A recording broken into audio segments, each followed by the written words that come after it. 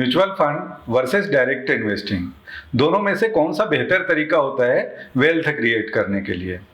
तो अगर हम म्यूचुअल फंड की बात करते हैं तो म्यूचुअल फंड के लिए जो भी कंपनी है वो भारत के जो टॉप ब्रेन्स है उनको रिक्रूट करती है, और जो टॉप ब्रेन्स है वो आपके लिए फंड मैनेज करने का काम करती है। अगर हम डायरेक्ट इन्वेस्टिंग की बात करते हैं तो डायरेक्ट इन्वेस्टिंग में कहीं ना कहीं हमारा इमोशन इन्वॉल्व होता है।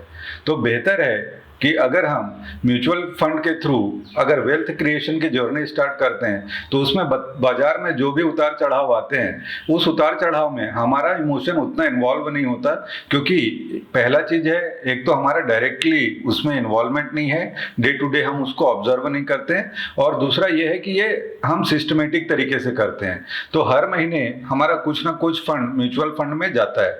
तो क्या होता है कि कई बार मार्केट ऊपर होता है, कई बार मार्केट नीचे होता है। तो जब एसआईपी मोड में हम जाते हैं तो उसमें क्या होता है वो एवरेज होने लगता है। तो एवरेज होने लगता है तो हमारे को पेन क्रिएट नहीं होता है। कई बार क्या होता है कि जैसे हम डायरेक्ट इन्वेस्टिंग में जाते हैं, मान लो हमने कोई शेयर खरीदा है, उसमें कोई खराब न्यूज आ गया किसी भी वजह से, हमारा इमोशन कहीं ना कहीं उसमें हावी होता है।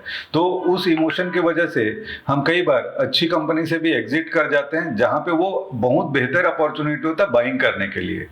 इसीलिए बेहतर है कि हम अगर वेल्थ क्रिएशन की जर्नी को स्टार्ट करते हैं तो हम म्यूचुअल फंड के माध्यम से एसआईपी मोड में हम इन्वेस्टिंग स्टार्ट कर सकते हैं। इससे धीरे धीरे आपको दिखेगा कि लंबे समय में बहुत बड़ा वेल्थ क्रिएट हो सकता है। इसमें आपका इमोशन हावी नहीं रहेगा और आप अपने फंड को बहुत आसानी से ग्रो कर सकते हैं।